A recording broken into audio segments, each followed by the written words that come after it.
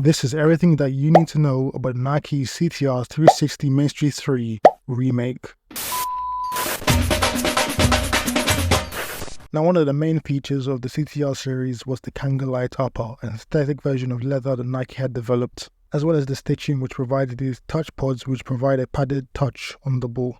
The other main feature of the CTR series was the pass pad. A silicone-like feature on the instep of the boot meant to help with passing and receiving the ball. Unlike the previous two models, the CTR360 Maestri III featured a pass pad made up of 8 fins on the instep. Now for the feel of the boots. I'm wearing my usual 9.5 UK, and I would definitely say go true to size. In terms of width, I'd say they accommodate all foot types, even those of you who have wide feet. And like I said earlier, these boots fit very snug and there's pretty much no room in the toe area.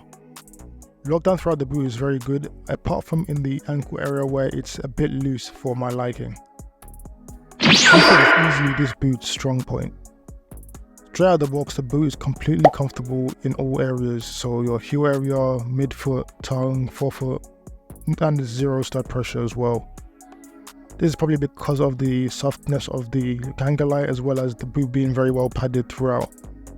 Especially in the heel area where you have this kind of felt suede lining which is very comfortable and there's pretty much zero breaking time involved in this area.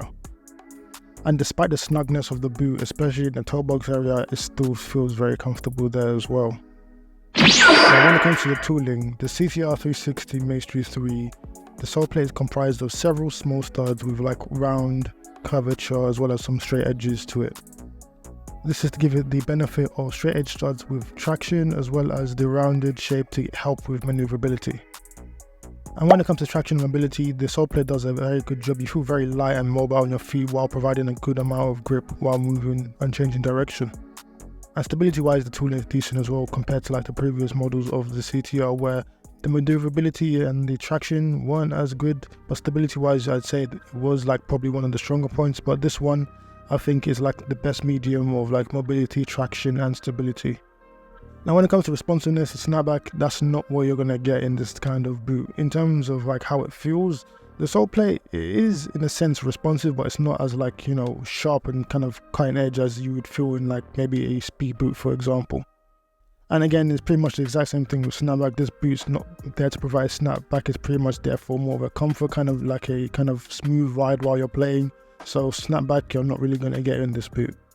So feel for the ball is pretty much any kind of ball to boot interaction, so passing, dribbling, shooting, etc.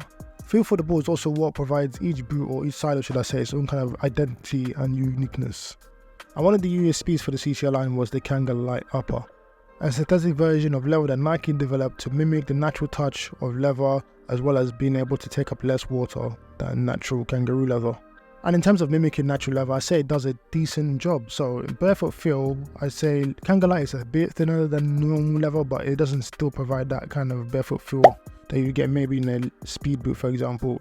It's supposed to mimic natural leather and it definitely does that, so you get more of a padded sensation. So in terms of a cushion touch, it's definitely great in terms of that. You get your kind of, touch pods on the forefoot. I don't really think they like cushion your touch over, but like because of the padding throughout the boot, every kind of interaction with the ball just feels quite padded, so it definitely delivers very well on that.